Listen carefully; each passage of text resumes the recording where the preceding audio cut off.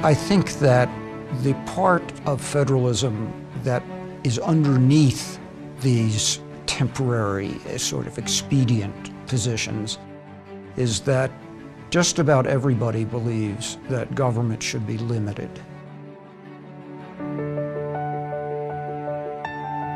They differ about how it should be limited, but at least in the United States we have a long history of recognizing that unlimited government at least has the risk of tyranny.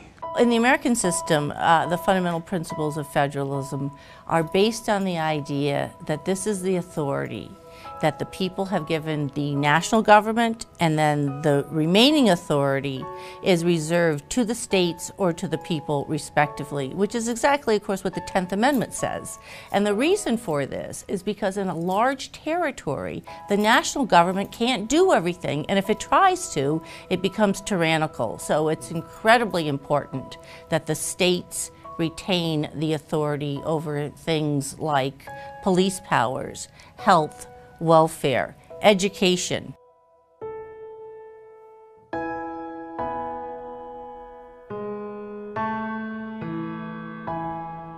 The concept of a limited federal government. Unfortunately, that's a principle that has almost been honored in the breach. From the very beginning, we were uneasy about a federal centralized system. And even people like Madison, who believed that we needed to recognize, correctly so, greater power in the federal government, they did so by carefully delineating, enumerating those powers.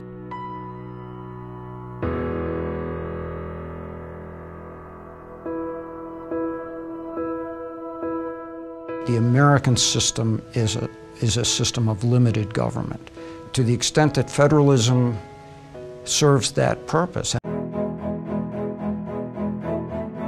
The United States is different in how we structured our system. We don't have a confederation system, we don't have a unified system, and we don't actually have a sovereign system in the sense that the United States shattered the concept of sovereignty. We don't have this single all-powerful sovereign on the state or federal level. So our federal system rests on this, you can call it quasi-sovereignty of the states. The states are really exercising the people's power.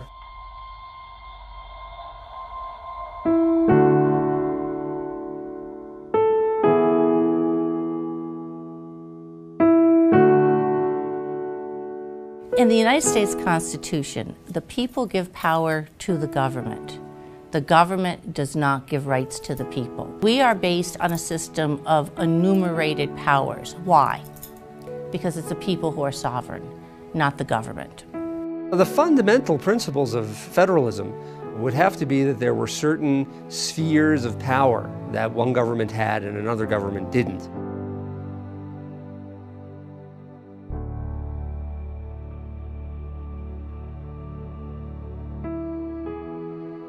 The big argument of conservatives and liberals historically, or between Federalists and Anti-Federalists, or Whigs and Democrats, or whoever, were exactly what are the limits of those spheres. As John Marshall put it, that the power of the federal government, what we today call the federal government, the national government, are limited by the Constitution, but within that sphere they are supreme. And that was Marshall's great defense of the national government in its limited sphere.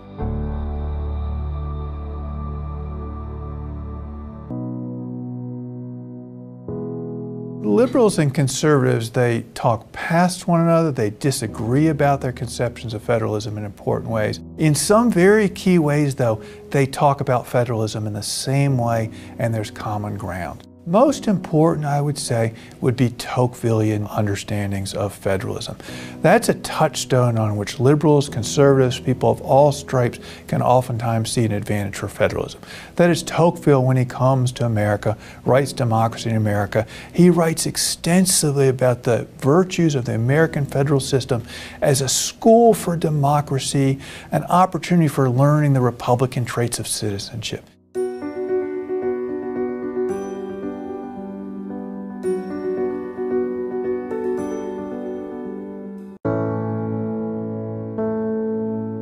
the American constitutional system is based on checks and balances and other structural guarantees.